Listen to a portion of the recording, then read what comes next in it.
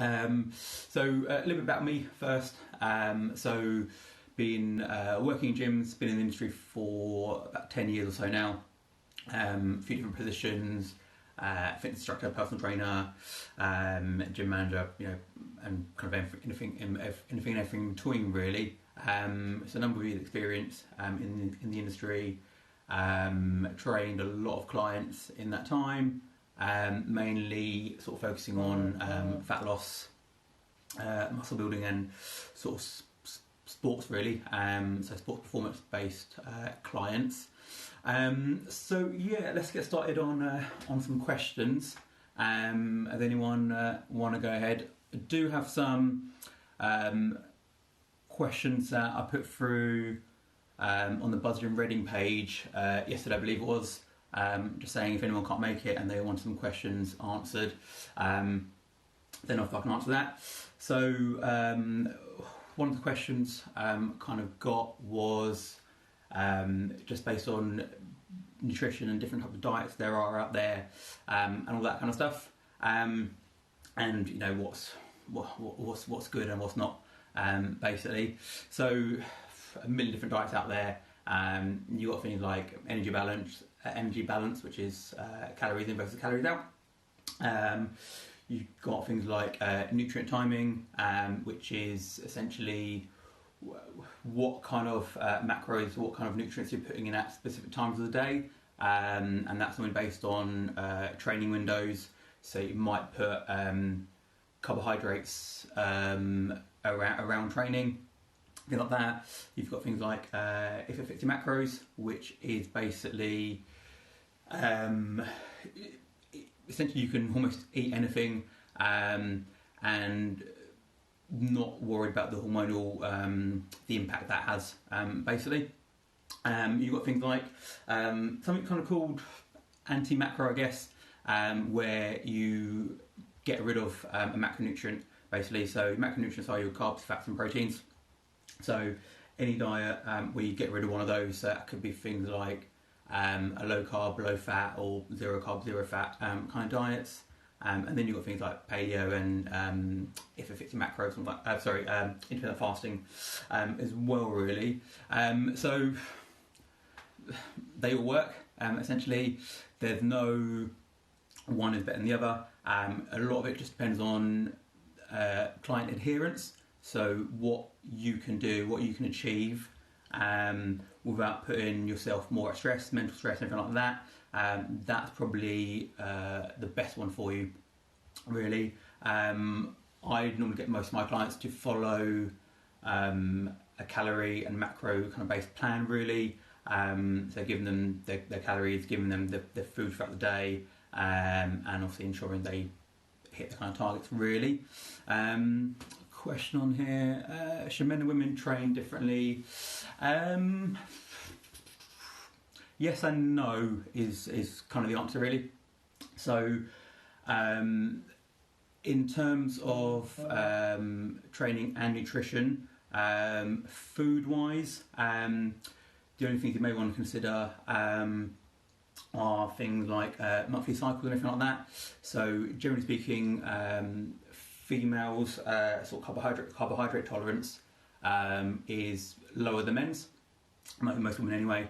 But during about a week or so before the hormonal cycles, then carbohydrate tolerance will get a little bit higher for women, so it almost gets to a bit like a guy's release. That's why, generally speaking, a lot of females will crave sort of sugary or any carbohydrate based foods, really, quote unquote bad foods at such at that time.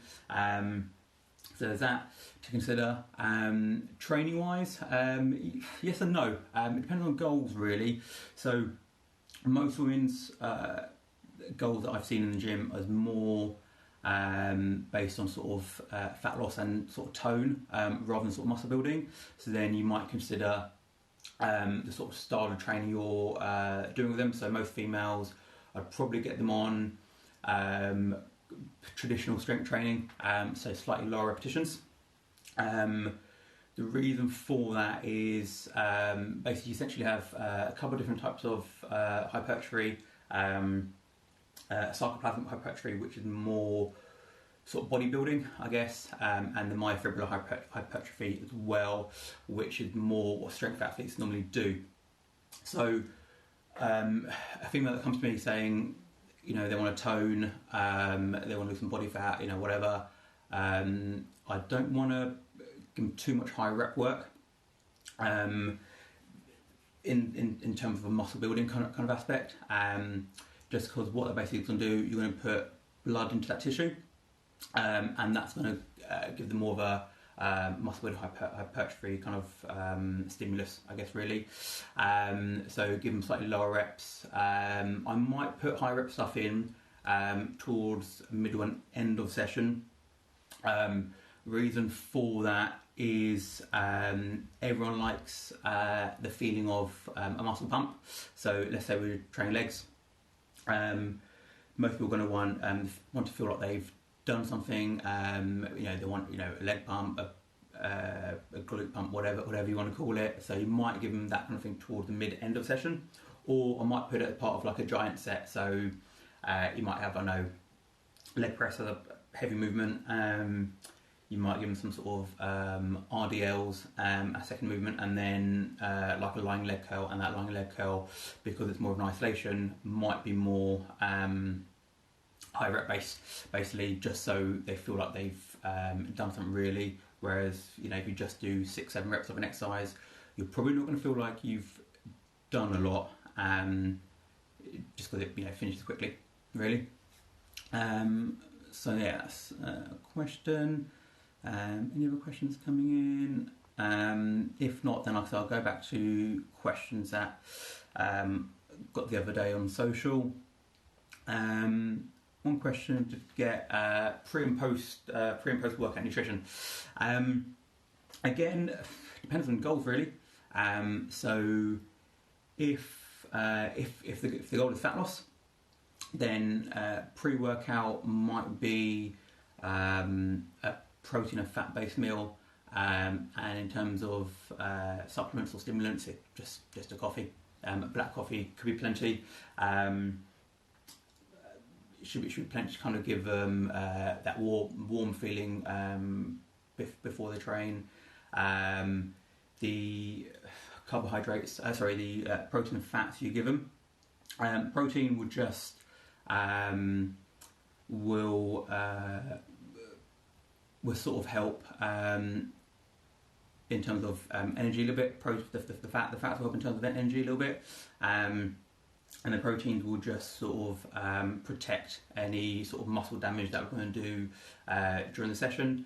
Whereas if I had more of a muscle building or let's say slightly bigger guy as a client, then I'd probably give them to have carbohydrate based pre-workout with obviously the protein and maybe some liver fats in there as well. The liver fats will help stabilise blood sugar. So if you give someone a high carbohydrate meal, this could be pre-workout or any time really, and you don't put you don't have any fats in there at all or very, very minimal, then they're going to have quite a high energy spike, and then it's going to come crashing down probably quite fast, and we don't want that midway through the session. So giving them some sort of fats will slow down the absorption and the release of the energy, the carbohydrate. So hopefully their energy levels will be fairly steady throughout the session, really. Post-workout nutrition, again, depending on the client you're dealing with. If generally speaking, you want some sort of amino acids or protein post-workout. You could have some sort of carbohydrates. I probably would limit fats post-workout for most people. The reason why is depending on what kind of session they've done. If it's a muscle building session, then we want to replenish glycogen pretty much as fast as possible, really. So what I said earlier about adding fats into meal, it slows down the release of and uptake of nutrients and carbohydrates. We want that to go in very, very quickly post-workout. So post-workout sort of muscle building, carbohydrates and protein will be your best friends. If it's more of a fat loss client and they're on a a lower carb or lower calorie diet anyway, then I'd probably opt for proteins, obviously fibre, and either a little bit of carbohydrates, or even just some sort of essential amino acids should be plenty, really, just to get their glycogen levels back up. And then, what's the best way to lose body fat and maintain at a good level? Again, depending on the time, more often than not, you want to sustain fat loss, really, more than anything. You don't want to drop X amount of body fat in 6 weeks, 8 weeks, whatever. You want to sustain it for a long period of time. So it does mean a slower diet for most people. What that will kind of it will hopefully not get them having mental sort of crashes. Problem with a lot of people is when they drop body fat quickly or get to the goal very, very quickly, the body's ready, the body's done very, very well. Mentally, they might not be ready for the changes yet. So I'd probably say for most people to lose excess body fat and maintain it is just have a slower diet. So if it means you've got let's say we're talking like a wedding or holiday, whatever you're dieting for, instead of doing like a quick 8-week, 12-week fat loss plan, do it for 16, 20 weeks, or even longer really. Hopefully that will teach you good habits, so you can maintain that for the future, so that you're not constantly yo-yoing with your weight, with your body fat levels, whatever. Like I say, it'll teach you good habits. Hopefully in that time, if you've done it with a trainer or a nutritionist, whatever, they would have taught you a lot, so that you can sustain for a long period of time, basically, as well. I hope that's answered that. That's a quick bit of water there. Make sure you stay hydrated, guys. Most of us aren't. You're probably not keeping up with your normal schedule at the minute. You're probably waking up later, having line and stuff, so it's probably going to start your food intake and your water intake, I think, a little bit later on the day. Make sure you're staying hydrated as much as we can.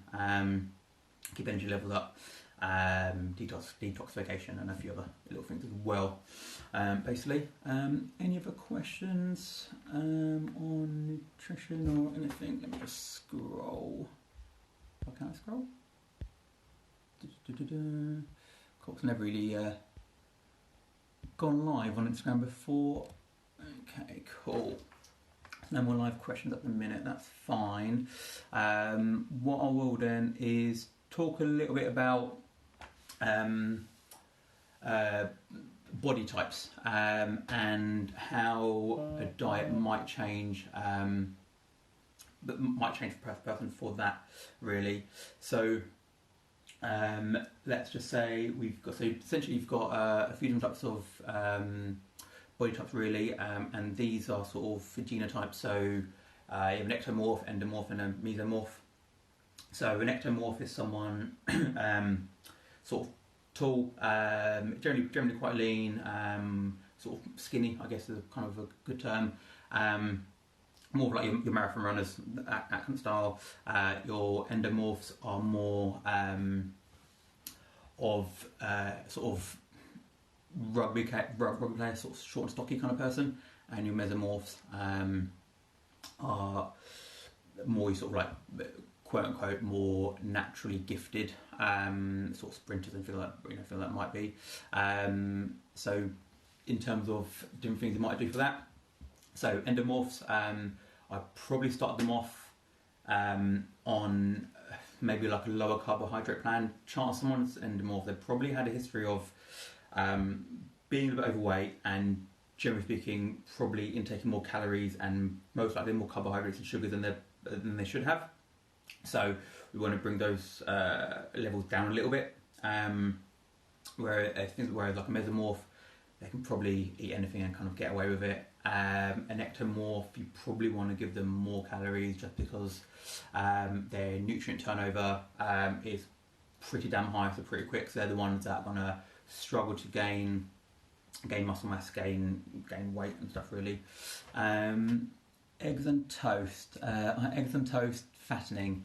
No, not really. No foods are fattening really.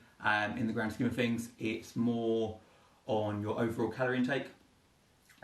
So if you have, I don't know, let's say 2 eggs and 2 bits of toast in the morning, that's fine as a breakfast. As long as the rest of the food in your day, you're burning more calories than you're putting in. So let's just say, I don't know, when someone's been working normally, they're training 3 or 4 times a week, whatever, they might burn throughout the day just because you're pretty active, 2,500 calories, whatever. Now at the minute, because most people are at home moving less, I know I am because my Fitbit tells me I am. So let's say we're moving less. Then, as long as we can bring the calories down a little bit, because we're not burning as much as we normally are, then you should be okay. So we still need to get in that either calorie maintenance or a slight calorie deficit, depending on what your goals are at this time. For most people at the minute, I put a post up on this on YouTube and the BuzzGym app the other day. Most people at the minute, I'd probably say stick to maintenance calories just for the time being. Reason for that is we don't, in a time where let's just say we could be prone to being ill, or there's lots of bugs and viruses, whatever, going around in a minute. By going in a calorie deficit, and quite a large calorie deficit, where your immune system's going to regulate slower really, so we don't want that. So we want everything to be optimal levels. So I probably say for most people, stick to like a maintenance plan. The best way to know if you're in a slight calorie deficit, maintenance or surplus is weigh yourself at the start of the week. Log the food you've been eating throughout the whole week. So let's say I weigh myself on a Saturday or Sunday. I follow whatever food plan I'm following for the week, and then weigh myself again. If my weight's gone up and I don't want it to go up, then I've probably been in a slight surplus for the whole week. Okay. Whereas then what I probably would do the following week, I'll probably drop my calories down a little bit, or I'd move more. So go for, obviously at the minute probably not going to walk out as much or train as much. So we might need to bring our food down just a touch, really. So that's a kind of a real simple way to know if you're in a fat loss phase. If you're in a calorie deficit, maintenance, or a surplus. And you can adjust accordingly. What question was we had? Should you eat fats or carb before bed? Again, it doesn't really matter. So a lot of the questions, a lot of the answers I'll probably say will be, it depends. So again, this boils down to probably where. So I for most of my clients, and for even myself, put most of my carbohydrates around the training window. So we're talking 3 to 4 hours before you train, and up to 3 to 4 hours after, probably actually. So that kind of window where you're around training. So if you're training in the evenings, then yeah, have carbohydrates in before bed is okay. Again, with that, I'd probably have a pretty balanced meal in that time. So to get 30, 40 grams, whatever X amount of grams of carbs in that. Obviously, a source of protein, and then probably a little bit of source of fat as well. So I on my sort of lower carb days, I normally go for like oats before bed with protein, and then I get my fats from almond butter or something like that, basically. Sustained abs, what foods do you recommend? That's easy. All foods is probably the correct term, I guess. I personally wouldn't shy away from anything.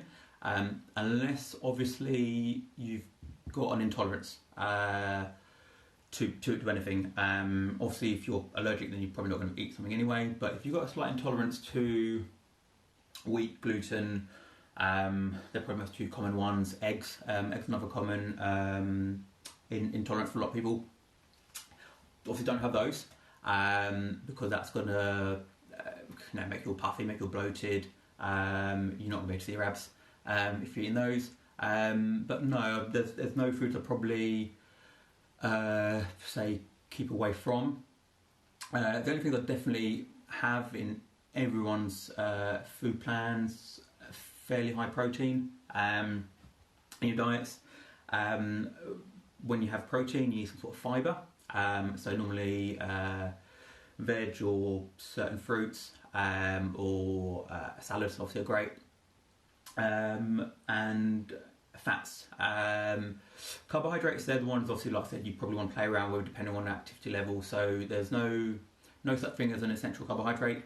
You've got essential fats and essential amino acids, so proteins really. So just keep them in your diet. Essentially, they're the key, along with fibre and then carbohydrates, depending on your activity levels, depending on your genotype, which is your sort of genetic element to how you handle carbohydrates, phenotype as well, which is your sort of history with carbohydrates and your sort of blood sugar management, if not that.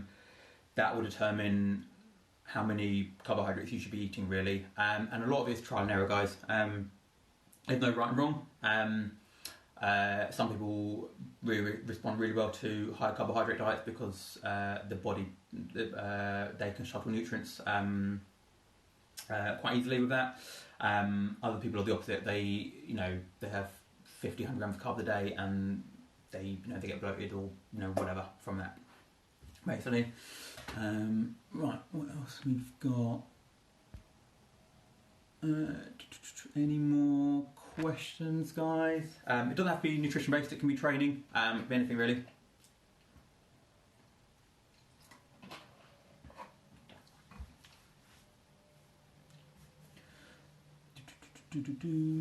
Let's have a little look.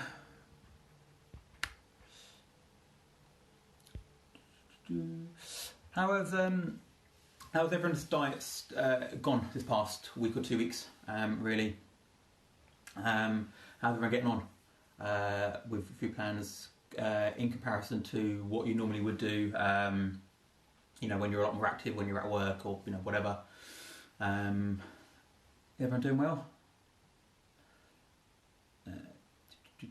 No more questions coming in. That's fine. Let me see what else, anything else I had from previous.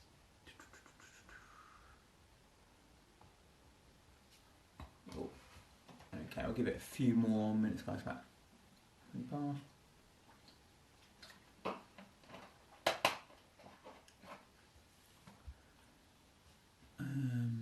I felt rubbish just not being at work, walking, so I needed chocolate. Yeah, that's fine. It is what it is, I guess. I guess that's the problem for a lot of people at the minute is we're not moving as much. I'm not. I normally average 10,000-15,000 steps a day. At the minute, I've got 5,500. So not doing brilliantly on that. How can I get my heart rate up without putting pressure on my bad knees? Do probably anything non-impact really. So I'm lucky to have a cross trainer right next to me. I personally hate running, so I don't do it. So I get my cardio in other ways. So you can do resistance training. From okay, so you can do also resistance training. So it can be at the minute. I guess for most people it's going to be more bodyweight based stuff. So things like your squats, lunges. I'd probably do some sort of full body circuit if you haven't got any equipment. So plan a real simple circuit. choose maybe, I don't know, let's just go for like 6 exercises. So things like two leg exercises, 2 upper body movements, and maybe 2 ab and core, whatever you want to call it really. All sort of stability based stuff. So it could be something simple as some sort of squat variation, some deadlift or lunge variation, I guess. Upper body could be push-ups, press-ups, whatever you want to call them. And probably any kind of pulling movement if you can. A little bit harder body weight wise, but if you've got anything stable, you can grab some body weight rows are great, like inverted rows, pull-ups obviously if you can do them, are great. Abs and core, I personally quite like simple plank movements. I think most people don't do planks, probably they don't activate their abdominals, their TVA, and that's something that we want to. So it's all about contractions really more than anything. So do some of that, and then you can add in some sort of like stability movement as well if you want to. So whether that's I don't know, let's just say if you're lucky to have like a Swiss ball or or a balancing exercise as well, that will test you differently. So yeah, or like I said, if you're lucky to have like a spin bike or a rower or a cross trainer at home, then use that. Okay. Exercise at home to build glutes and keep the lower body strong. So again, a lot of my stuff is more contraction based really. So don't just do a squat, don't just do a lunge, don't just do a deadlift. Learn how to contract your glutes, guys. So a real simple glute contraction is if you stand straight, look side onto mirror. Most people have a slight hip tilt. Okay, so your hip's going to be at a slight anterior pelvic tilt, where the front of your hip's going to be slightly lower than the back part. Okay, we want to change that around, so put it in the middle. So the way to do that is essentially just it's kind of hard to show, but with your hips going to be in that position, you're just going to rotate them, squeeze your glutes, so clench your glutes as hard as you can. That will naturally activate them. It will also activate sort of like your lower abdominals, I guess. So do that, and any movement you're doing, so whether it's squats, lunges, whatever, or your glute kickbacks or whatever, just focus on contraction as much as we physically can. So we're not just going to move a weight from A to B or move your body from A to B. You're going to actually contract and squeeze your muscles. Okay, so even if you let's say if you did a like a bodyweight hip thrust, okay, so when you're in the bottom position, so when you're resting, essentially initiate the movement by squeezing your glutes as hard as you can, okay, and get that a slight posterior pelvic tilt, I guess we'll call it. Get yourself in that position, get to the top, keep squeezing your glutes, hold it for 3, 4, 5 seconds, whatever. Okay, learn to contract your muscles. Okay, and then if you can repeat that for lots of exercises, you're kind of winning really. So that should kind of help with glutes and so even hamstrings and lower body hip health as well. Really. Right, let's see what else got going on.